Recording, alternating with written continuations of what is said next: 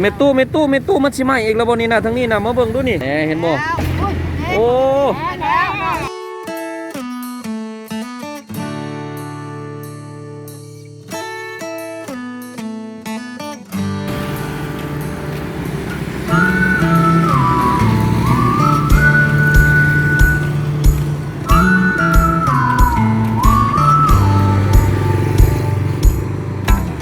สวัสดีท่านผู้ชมทุกท่านมื้อนี้ข้าพเจ้ากับบ่มีหยังหลายสิออกมาซื้อของกินไปกินเนาะ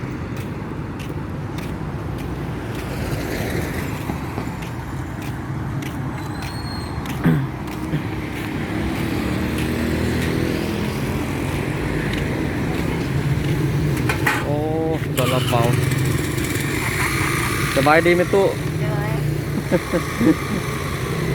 ใช่กระเป๋าโอ้ยกระเป๋าแซ่บเนี่ยมาถ่ายเอากระเป๋าแซ่บเคยซื้อซวยเท่านึงแล้วเฮ็ดมือเช้านี่หนึ่งเลยนี่ฮะตีสี่นี่นะฮะก็เฮ็ดแล้วแม่นบ่โอ้เฮ็ดตอนตีสี่เบิ่งหน้าตากระเป๋าเป็นตาแซ่บ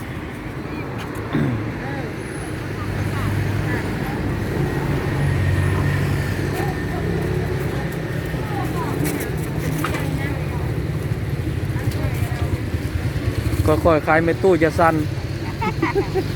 หนาว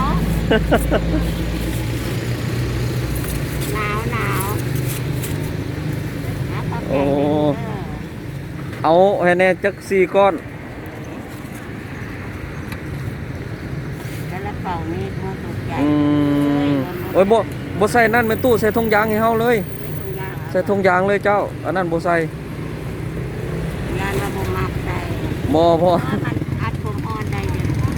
เฮ้ยมันใส่อันนี้บ่จักดีปานใดมีแต่จับใส่นั่นให้เฮาเลย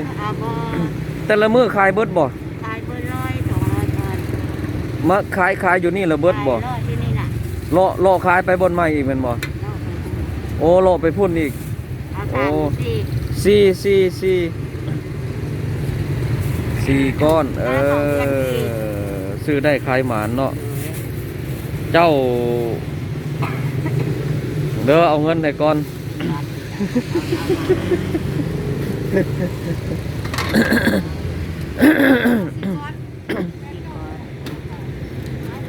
เห็ดมือหนึ่งจะก้อนเป็นตู้200-300พุ่นน่ะโอ้กับหลานโอ้เห็ดกับร้านเห็ดสวย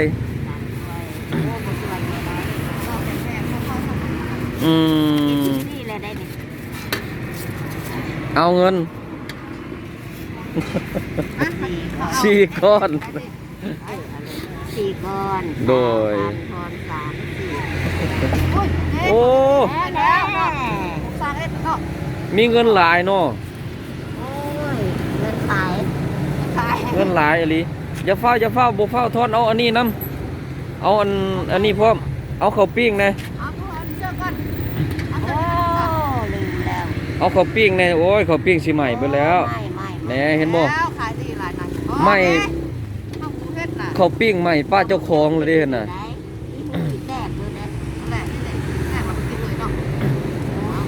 อันละเท่าไหร่นี่ข้าวปิ้งนะ3,500พี่น้องเอ้ย3,500ข้าวปิ้งเมตู้นี่ไปได้กายมาทั้งนี้มาอุดหนุนเพิ่นเด้อนี่ขายสวยปิ้งสวยขายสวยแล้วระเป๋าอะไรจะไปลงเล่นโดยจะไม่ดูจะเห็นดีๆนะเบิ่ง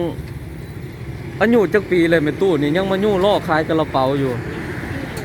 ฮะ70 ปีเลย74โอ้ยังแข็งแรงปานนี้เนาะ74เนาะเอา20,000บ่แถมก้อนนึงมาตู้แถมบ่ได้แถมก้อนนึงบ่ได้โอ้4 โลนึงเท่าใดโล20,000บ่ โอ้ขันดาวพันนี่มันกันว่า พ่อแม่แต่ละเลือดใจกระเป๋าหลายตลบ อืม เอาอะไร เมตู้มันสิไหม้อีกแล้วบ่นี่นะทั้งนี้นะมาเบิ่งดูนี่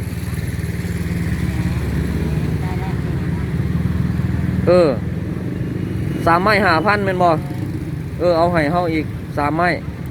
ใส่ถุงยางเลย โอ้ย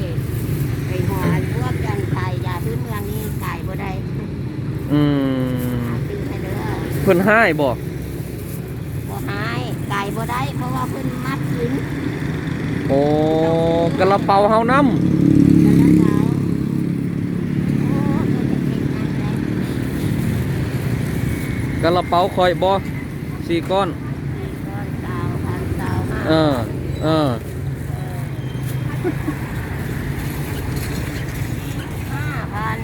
เออ กระเป๋าอันนี้ เด้อไปได้ไกลมาอุดหนุนช่วยเมตู้ในเด้อพี่น้องเอ้ยทั้งนี้นะ โ